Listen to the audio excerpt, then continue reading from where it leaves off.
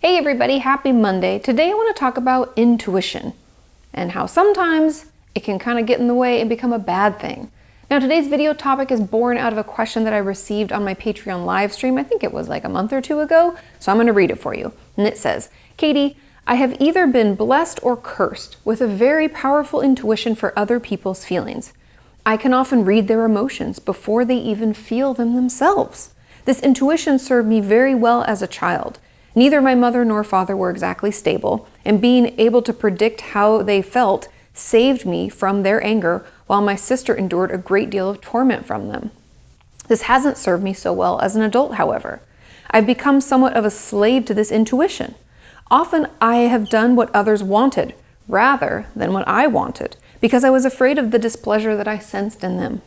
I am working on overcoming that, but what really troubles me though is that this intuition is often incorrect and has betrayed me on numerous occasions. What should one do when they have a natural mechanism for reading people, but this mechanism is broken?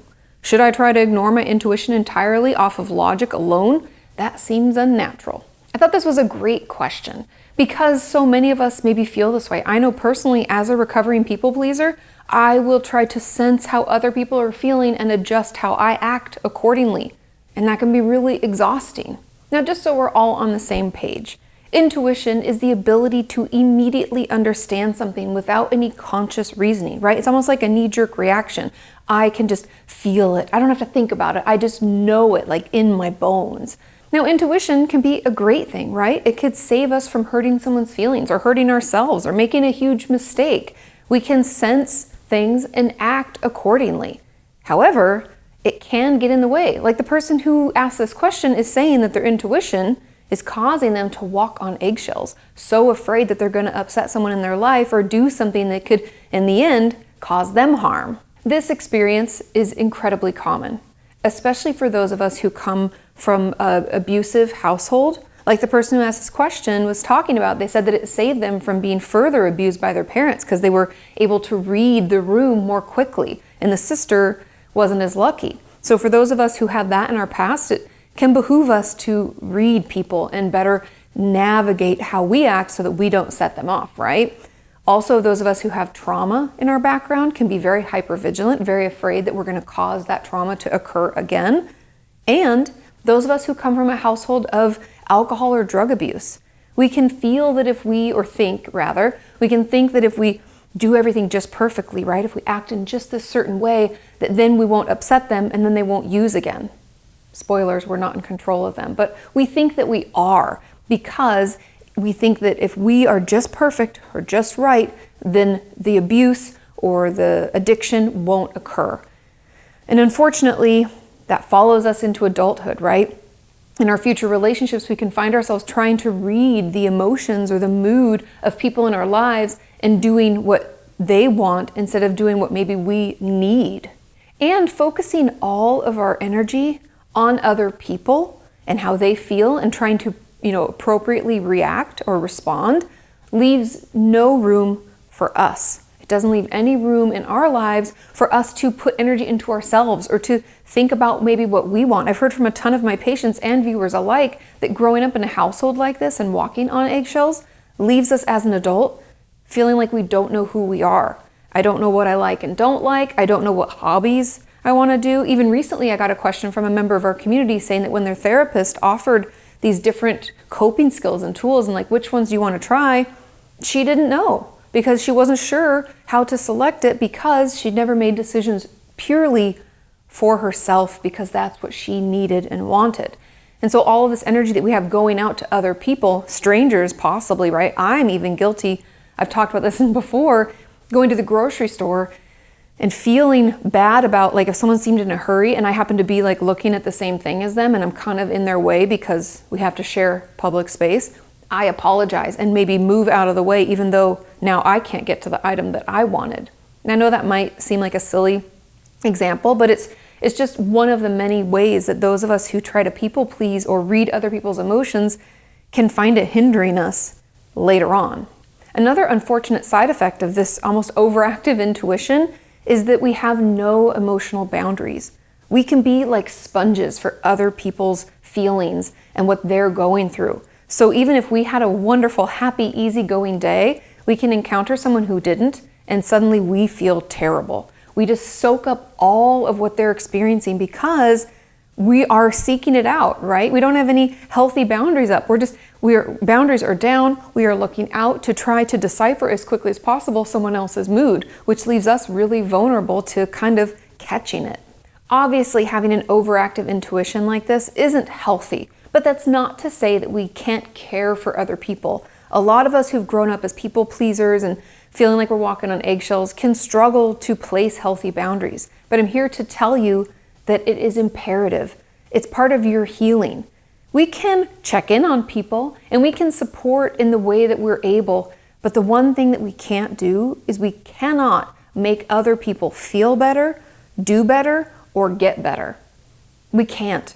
It's not possible, because we all know if we've been on the other side, right? If we have had to overcome an addiction, or if we have, tried to deal with our anger in a more healthy way, we're the ones that have to decide to get into therapy and decide to work on ourselves. That urge to change and grow and be better or do better has to come from within. No amount of other people in our lives acting in a quote unquote perfect way is going to make us feel any better or make things any easier, really.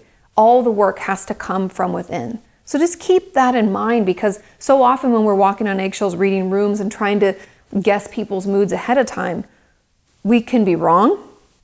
And we're doing it under the assumption that by us acting in that certain way, that they're going to act differently, which isn't always the case. Overall, I have two kinds of words of advice on how to get out of this.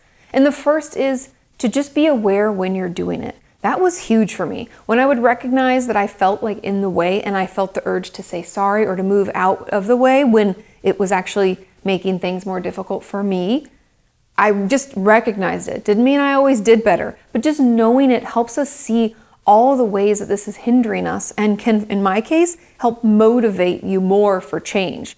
By me realizing all the different ways that I was doing this and how it was affecting me daily, I recognized how big of a deal this was, and it just helped keep me going in therapy to try to find other ways to interact with people and really interact with the world. And my second tip is to sometimes do opposite action. Now, I love dialectical behavior therapy, or DBT, and they talk about opposite action a lot. When you have that urge to say sorry, get out of their way, even though you have every right to be there, or not express what you really want at your own cost, it takes a little bit of effort. And yes, it's really hard, but I'm telling you, it works. If you're like, I want to say sorry and get out of the way, the opposite action for me was to stay put and not say anything, but just smile at a person. I can be friendly. I don't have to be mean. Those of us who are people pleasers and walking on eggshells feel like not going out of our way to be nice is being mean. And I'm encouraging you to change that definition, because that's not true. Just being cordial, smiling at someone, doing the thing that you were already doing is plenty. That doesn't make you mean or rude. That just means that you're another fellow human who is able to take up just as much space. And I also have a third tip. I want to squeeze in one more, because in the case of this particular question, where this person was raised in an abusive household, I believe that this response is what I would call hyper-vigilance, meaning we're super on edge and hyper aware of our surroundings, taking in as much information as possible so that we don't get hurt again, right? I can't think of a better way to define or describe what that person's question was about, right? Therefore, the third tip is find a trauma specialist.